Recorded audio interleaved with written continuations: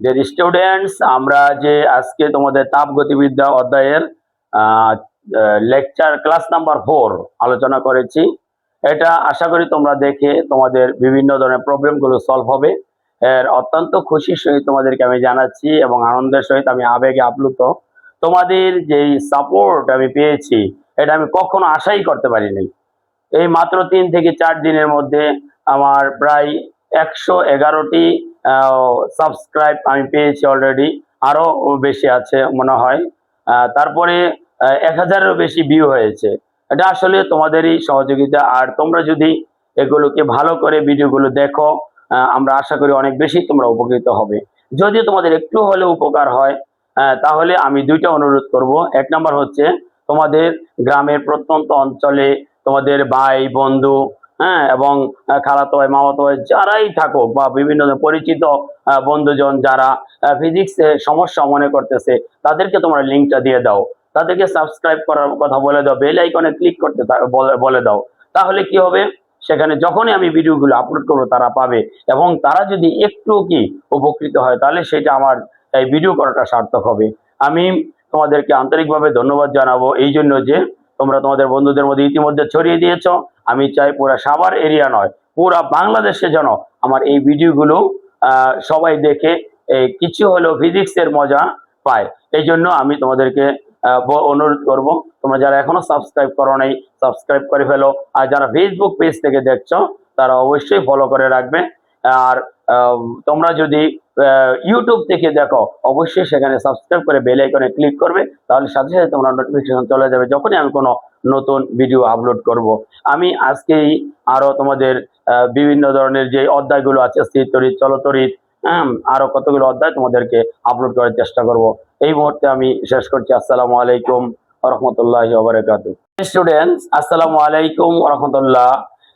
তোমরা বাংলাদেশে যেখানেই থাকো না কেন আমার এই ভিডিও উপভোগ করবে আমি আশা করি। বিশেষ করে যারা আগামী 15 তারিখে সেকেন্ড পার্ট পরীক্ষা দেবে তাদের জন্য বেশি উপকার হবে, আর যারা সেকেন্ড ইয়ারে পড়ো তাদের সবসময় এখান থেকে একটু উপকার পাবে বলে আমি আশা করি। প্রথমে আমরা থার্মোডাইনামিক্স নিয়ে আলোচনা করব।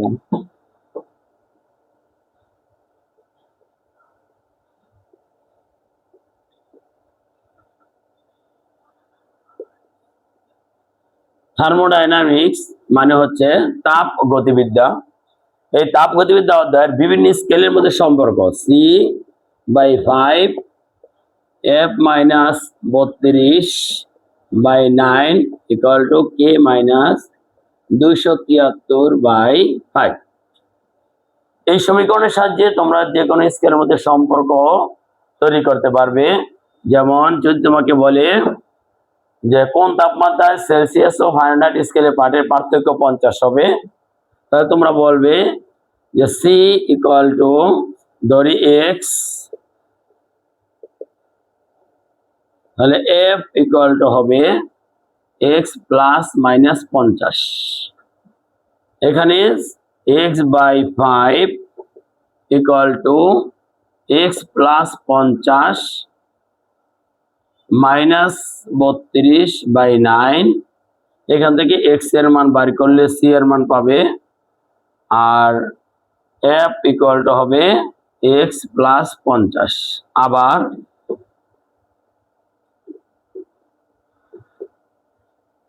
C X/5 X - 50/9 -32। এখান থেকে আবার X এর মান বের করবে, X এর মান হবে C এর মান, এবং F হবে X - 50। এভাবে 4টা মান তোমরা বের করতে পারবে। যদি বলো কোন তাপমাত্রা সেলসিয়াস ও ফারেনহাইট স্কেলে পাঠের পার্থক্য 50 হবে, 40 হবে, যেটাই বলতে পারে। এরপরে আসো 2 স্থিরবিন্দু ব্যবহার করে তাপমাত্রার স্কেল নির্ধারণ। 2 স্কেল ব্যবহার করে কি, যেমন এটা হচ্ছে ঊর্ধ্ব স্থিরবিন্দু, এটা নিম্ন স্থিরবিন্দু। সেলসিয়াস স্কেলে ঊর্ধ্ব স্থিরবিন্দু হচ্ছে 100 ডিগ্রি সেন্টিগ্রেড, নিম্ন স্থিরবিন্দু হচ্ছে 0 ডিগ্রি সেন্টিগ্রেড। ফারেনহাইট স্কেলে ঊর্ধ্ব স্থিরবিন্দু হচ্ছে 212, নিম্ন স্থিরবিন্দু হচ্ছে 32। আর কেলভিন স্কেলে 373, আর নিম্ন স্থিরবিন্দু হচ্ছে 273। এখন এটাকে বলে দুই স্থিরবিন্দু ব্যবহার করে তাপমাত্রা স্কেল নির্ধারণ। আমরা এই সূত্রটা অ্যাপ্লাই করি, তাহলে theta equal to x minus x ice বা এক্স নটও ব্যবহার করতে পারবা, x steam minus x ice into 100। Centigrade হলে 100 ডিগ্রি সেন্টিগ্রেড দিবে। এখানে এক্স কি? এক্স হচ্ছে থিটা ডিগ্রি সেন্টিগ্রেড তাপমাত্রায় বস্তুর তাপীয় ধর্ম। এক্স হচ্ছে থিটা ডিগ্রি সেন্টিগ্রেড তাপমাত্রা বস্তুর তাপীয় ধর্ম। আর ওই বস্তুর 0 ডিগ্রি সেন্টিগ্রেড তাপমাত্রায় বস্তুর তাপীয় ধর্ম কত হবে? আর এক্স স্টিম হচ্ছে এখানে 100 ডিগ্রি সেন্টিগ্রেড তাপমাত্রায় বস্তুর তাপীয় ধর্ম, এবং এক্স আইস হচ্ছে 0 ডিগ্রি সেন্টিগ্রেড তাপমাত্রায় বস্তুর তাপীয় ধর্ম। সেন্টিগ্রেড নির্ণয় করো। এখানে রোধ হতে পারে, যে রোধ থার্মিটার বলে তাহলে এক্স এর জায়গায় আর ব্যবহার করবে, আর যদি পারদ থার্মিটার বলে তাহলে এক্স এর জায়গায় এল ব্যবহার করবে, আর যদি তাপতড়িৎ থার্মিটার বলে তাহলে এক্স এর জায়গায় ই ব্যবহার করবে, আর যদি স্থির আয়তন থার্মিটার বলে তাহলে এখানে পি ব্যবহার করবে এক্স এর জায়গায়, আর স্থির চাপ থার্মিটার বলে এখানে এক্স এর জায়গায় বি ব্যবহার করবে। সবগুলো সূত্র প্যাটার্ন একই।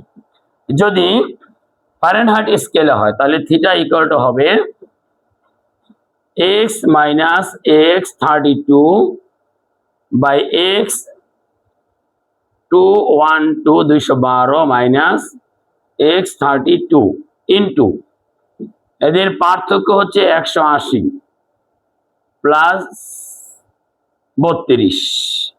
এটা আসলে এরকম 32 টোটালটার সাথে যোগ হবে, এককটা হবে ফারেনহাইট। সেম সিস্টেমে যদি রোধ থার্মিটার বলে তাহলে আমরা আর ব্যবহার করব, আর যদি এখানে পারদ থার্মিটার বলে আমরা এল ব্যবহার করবো এক্স এর জায়গায়, আর যদি স্থির আয়তন থার্মিটার বলে তাহলে পি ব্যবহার করব। অনুরূপভাবে আমরা যদি এই থিটাটা আমরা যদি কেলভিন স্কেলে বের করতে চাই তাহলে x minus x 273 by x 373 minus x 273 into 100 plus 273। এটা হচ্ছে কেলভিন এককে। আমরা এভাবে আমরা অসংখ্য সূত্র তৈরি করে আমরা ব্যবহার করতে পারি। আসলে দুই স্থিরবিন্দু ব্যবহার করে অনেক ধরনের গাণিতিক সমস্যা আসতে পারে। তোমরা যদি এই মূল 3টা সূত্র ভালো করে আয়ত্ত করতে পারো তাহলে অসংখ্য গাণিতিক সমস্যার সমাধান করতে পারবে। এখন আবার এক স্থিরবিন্দু ব্যবহার করে তাপমাত্রার স্কেল নির্ধারণ আছে। এক স্থিরবিন্দু ব্যবহার করেও তাপমাত্রার স্কেল নির্ধারণ করা যায়। সেটা কি? যেমন ধরো T equal to X by X T আর ইন্টু 273.16 কেলভিন। এখানে এক্স হচ্ছে থিটা টি ডিগ্রি সেন্টিগ্রেড তাপমাত্রা বস্তুর তাপীয় ধর্ম, আর এক্স টি আর হচ্ছে 3.5 অর্থাৎ ত্রৈধ বিন্দুতে বস্তুর তাপীয় ধর্ম। আর যদি সেটা ওয়াটার হয় তাহলে এটা হবে টি তাপমাত্রা বস্তুর তাপীয় ধর্ম, আর পানির ত্রৈধ বিন্দুতে বস্তুর তাপীয় ধর্ম। এইটাও সেম আগের মতোই। যদি রো থার্মিটার বলে তাহলে আর বাই আর টি আর বলবো, যদি স্থির আয়তন থার্মিটার বলে পি বাই পিটি আর বলবো, যদি স্থির চাপ থার্মিটার বলে বি বাই বিটি আর বলবো, যে তাপতড়িৎ থার্মিটার বলে ই বাই ইটি আর আমরা বলবো। এভাবে যে কোনো প্রতীক ব্যবহার করে এক স্থির বিন্দু ব্যবহার করে আমরা তাপমাত্রার বিভিন্ন স্কেলগুলোর সাহায্যে আমরা উক্ত উৎসের তাপমাত্রা নির্ণয় করতে পারবো। এরপরে আমাদের এখানে তোমাদের একটা সময় সংজ্ঞা আসে যে তাপ গতিবিদ্যার শূন্যতম সূত্রটি কি। ভিন্ন তাপমাত্রার দুটি বস্তু যখন তৃতীয় কোন বস্তুর সাথে তাপীয় সাম্যাবস্থায় থাকে, এটা এ, এটা হচ্ছে বি, এটা হচ্ছে সি। সি এর সাথে যদি তাপীয় সাম্যাবস্থায় থাকে তাহলে আমরা বলবো A equal to C, B equal to C, তাহলে এ ইকুয়াল টু বি হবে। এটাই হচ্ছে তাপগতিবিদ্যার শূন্যতম সূত্র।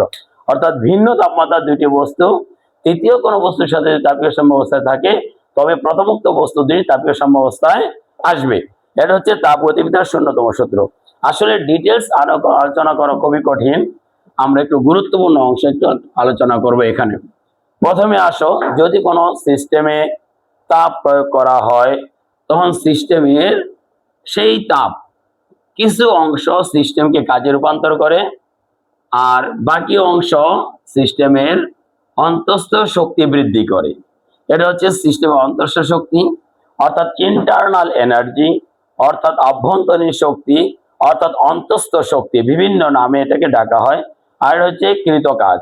এখানে আমরা কৃতকাজ ডি ডাব্লিউ ইকুয়াল টু বলবো পি ডিবি, অর্থাৎ P V two minus V one.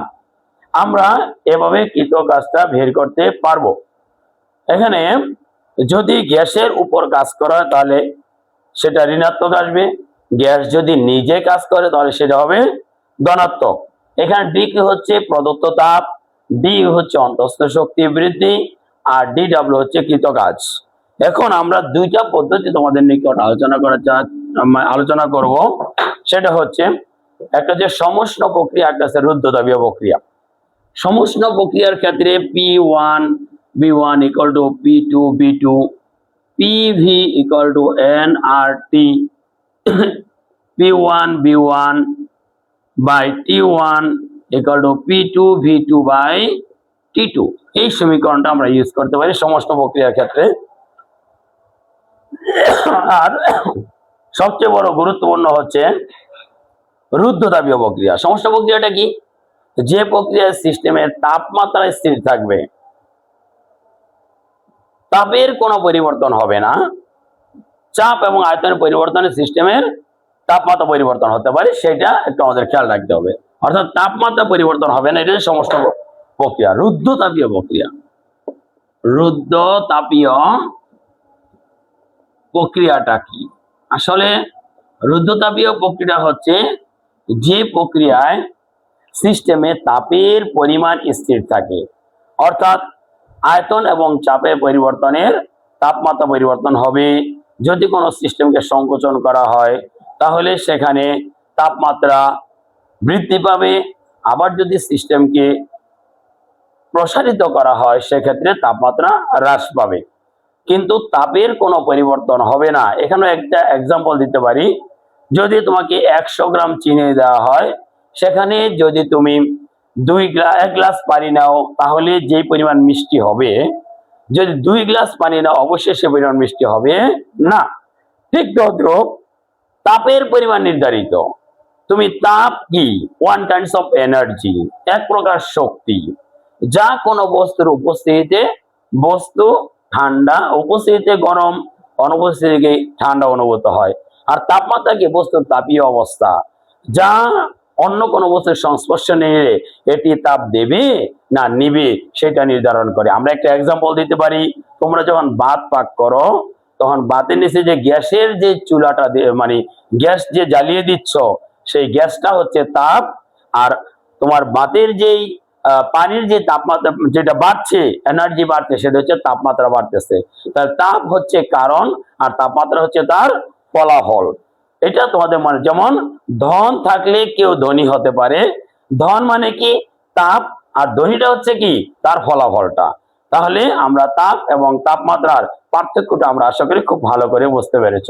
এখন রুদ্ধতাপীয় প্রক্রিয়ার ক্ষেত্রে প্রথমেই আমার যেটা জানা দরকার সেটা হচ্ছে সিপি, একটা হচ্ছে সি, মোলার আপেক্ষিক তাপ।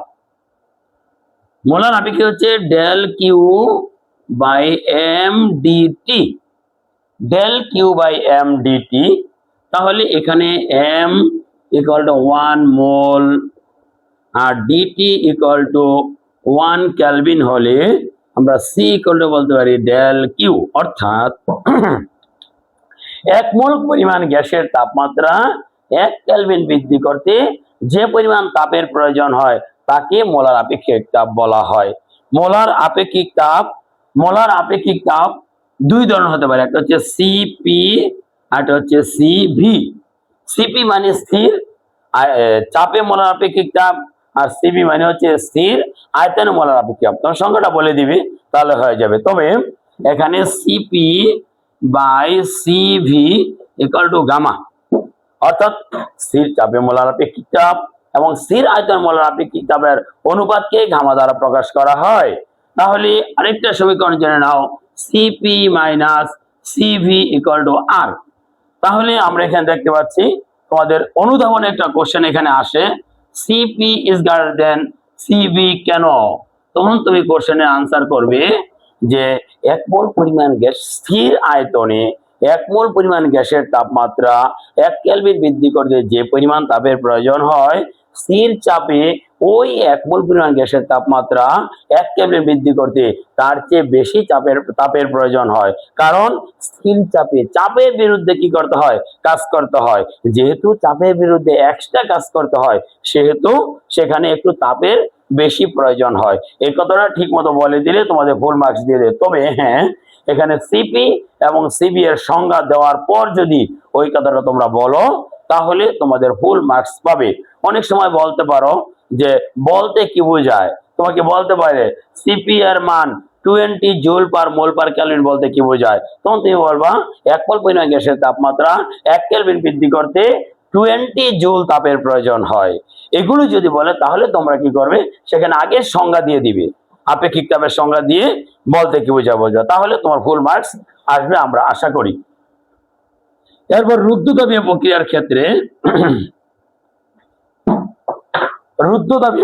ক্ষেত্রে আমরা জানি যে P1 V1 gamma equal to P2 V2 gamma. এখানে গামা জিনিসটা তোমাদের একটু জানা দরকার।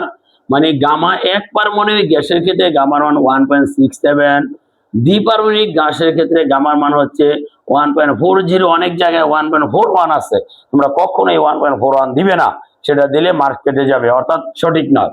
আর গামা 3 অর্থাৎ 3 পারমাণবিক গামার ক্ষেত্রে 1.33, অর্থাৎ বহু পারমাণবিক গ্যাসের ক্ষেত্রে 1.33। তাহলে এই ক্ষেত্রে আমরা চাপ এবং আয়তনের মধ্যে সম্পর্কসূচক সমীকরণটা বের করতে পারি। আবার তাপমাত্রা এবং আয়তনের মধ্যে সম্পর্কসূচক সমীকরণটা আমরা বের করতে পারি। T2 B2 gamma minus 1 T1 P1 1 minus gamma by gamma equal to T2 P2 1 minus gamma by gamma. এখানে তোমরা এই সম্পর্কগুলো যেমন বের করতে পারো, এর সাহায্যে অবশ্যই তাপমাত্রা চাপ যেটা দেওয়া না থাকলে সেটা বের করতে পারবে। আবার রুদ্ধতাপীয় প্রক্রিয়ার ক্ষেত্রে কৃত কাজ W equal to NCB T1 minus T2। আবার এটাকে এইভাবেও লেখা যায় R by gamma minus 1 T1 minus T2। এখানে কখনো মাইনাস আসে কখনো প্লাস আসে, ভয়ের কোনো কারণ নেই। যখন মাইনাস আসে কাজে মনে রাখবে গ্যাসের উপর কাজ করা হয়েছে, আর যখন প্লাস আসে তখন মনে রাখবে গ্যাস নিজেই কাজ করেছে, তাহলে মনে রাখবে। তবে এখানে একটু ক্যারেক্টার তোমার জানা দরকার। রুদ্ধতাপীয় প্রক্রিয়াটা হঠাৎ বা দ্রুত সংঘটিত হয়। হঠাৎ টায়ার ফেটে গেল, হঠাৎ একটি বেলুন ফেটে গেল, তাহলে এটা হচ্ছে রুদ্ধতাপীয় প্রক্রিয়া। হঠাৎ সংকুচিত হলো, হঠাৎ প্রসারিত হলো, যদি এরকম কোনো কথা থাকে তাহলে সেটা নিশ্চিতভাবে রুদ্ধতাপীয় প্রক্রিয়া, সেটা মনে করে তোমার এই সূত্র দিয়ে অঙ্কগুলো করতে হবে। আর যদি বলে ধীরে ধীরে সংঘটিত হচ্ছে, ধীরে ধীরে তাপ সরবরাহ করা হচ্ছে, তাপটি সুপরিবাহী মানে পাত্রটি সুপরিবাহী, তাহলে সেটা হচ্ছে সমষ্ণ প্রক্রিয়া। আর সমষ্ণ প্রক্রিয়াটা ধীরে ধীরে সংঘটিত হয়। আর এই সমষ্ণ প্রক্রিয়ার ক্ষেত্রে মনে রাখবে ডি ইউ ইকুয়াল টু 0, আর রুদ্ধতাপীয় প্রক্রিয়ার ক্ষেত্রে ডি কিউ ইকুয়াল টু 0। আমরা আশা করি তোমরা এই জিনিসগুলো বুঝতে পারবে। আরেকটা জিনিস সমষ্ণ প্রক্রিয়ার ক্ষেত্রে কৃত কাজটা তোমাদের বাদ রয়েছে, সেটা হচ্ছে সমষ্ণ প্রক্রিয়ায় কৃত কাজ W equal to N R T ln V2 by V1 অথবা N R T ln P1 by P2। এই হচ্ছে কি সমষ্ণ প্রক্রিয়ার ক্ষেত্রে কৃত কাজের সমীকরণ। এরপরে তোমাদের এখানে আমরা আরো দুটা জিনিস আলোচনা করব, সেটা হচ্ছে তাপ ইঞ্জিন আর এটা হচ্ছে কার্নো ইঞ্জিন। তাপ ইঞ্জিন কার্নো ইঞ্জিন আলোচনার পূর্বে তোমাদের আরেকটু জিনিস দেখাচ্ছি। রুদ্ধতাপীয় প্রক্রিয়া সিবি এর মান 3/2r, তাহলে সিপি এর মান হচ্ছে R plus CB equal to 5/2r। অনুরূপভাবে তোমরা হিসাব করবে CP by CB equal to gamma, অর্থাৎ সিপির মান হচ্ছে 5/2 আর সিভি এর মান হচ্ছে 3/2, কাটাকাটি করলে এর মান হচ্ছে তোমার 1.67। এক পারমাণবিক গ্যাসের ক্ষেত্রে। অনুরূপভাবে দ্বিপারমাণবিক গ্যাসের ক্ষেত্রে সিপি এর মান 5/2 আর, বহুপারমাণবিক গ্যাসের ক্ষেত্রে সিপি এর মান হচ্ছে 3 আর। তোমরা সেভাবেই কি সিপির মান বের করে তোমরা গামার মানটা বের করতে পারবে। আমরা এখন বলবো তোমাদের এই দুটা ইঞ্জিন, একটা হচ্ছে তাপ ইঞ্জিন আর একটা কারণ ইঞ্জিন। তাপ ইঞ্জিনের কর্মদক্ষতা সর্বোচ্চ 25 থেকে 30% হতে পারে। আর পরবর্তী বিজ্ঞানীরা তোমার পেট্রোল ইঞ্জিন আবিষ্কার করেছেন, সেই পেট্রোল ইঞ্জিনের দক্ষতা প্রায় 40 থেকে 50% হতে পারে। এরপর বিজ্ঞানী সাদি কার্নো সকল দোষ ত্রুটি মুক্ত একটি ইঞ্জিনের পরিকল্পনা করেন, যে ইঞ্জিনকে বলা হয় কার্নো ইঞ্জিন। আর এই কার্নো ইঞ্জিন এবং তাপ ইঞ্জিনের মধ্যে কিছুটা পার্থক্য আছে। তাপ ইঞ্জিনের ক্ষেত্রে কর্মদক্ষতা হচ্ছে এটা equal to 1 minus Q2 by Q1 into 100%। এখানে Q1 এবং Q2, Q1 হচ্ছে উৎস থেকে গৃহীত তাপ আর Q2 হচ্ছে বর্জিত তাপ। আর কার্নো ইঞ্জিনের ক্ষেত্রে এটা হবে 1 minus T2 by T1 into 100%। তাহলে এখানে এটা 1 যদি এটা 2 যদি আমরা দেই, মনে রাখবে এটা 1 ইকুয়াল টু এটা 2 যদি হয়ে যায়, যন্ত্রের দক্ষতা 100% কখনো সম্ভব নয়। কিন্তু যদি দুই দক্ষতা সমান হয়, Q1 Q2 এবং T1 T2 দিয়ে যে কর্মদক্ষতা বের করবে, সেই দক্ষতা যদি সমান হয়, তাহলে তোমাকে বলতে হবে যন্ত্রটি তাপ ইঞ্জিন, যন্ত্রটি হচ্ছে তোমার আদর্শ ইঞ্জিন, যন্ত্রটি হচ্ছে কার্নো ইঞ্জিন, আর যন্ত্রটি হচ্ছে প্রত্যাবর্তী ইঞ্জিন। তিনটা নাম বলা হয়। অনেক সময় বিভিন্নভাবে প্রশ্ন করতে পারে, তোমরা সবসময় খেয়াল রাখবে Q2 Q1 T2 T1 এর মাধ্যমে যদি কর্মদক্ষতা সমান আনা যায়, তাহলে সেক্ষেত্রে যন্ত্র হবে আদর্শ ইঞ্জিন বা কার্নো ইঞ্জিন বা প্রত্যাবর্তী ইঞ্জিন। তাহলে প্রত্যাবর্তী ক্রিয়া কাকে বলে? যে সকল প্রক্রিয়া বিপরীতমুখীভাবে ফিরতে পারে সেটা প্রত্যাবর্তী প্রক্রিয়া, আর যে সকল প্রক্রিয়া বিপরীতমুখীভাবে ফিরতে পারে না সেটা হচ্ছে কি অপ্রত্যাবর্তী প্রক্রিয়া। আমরা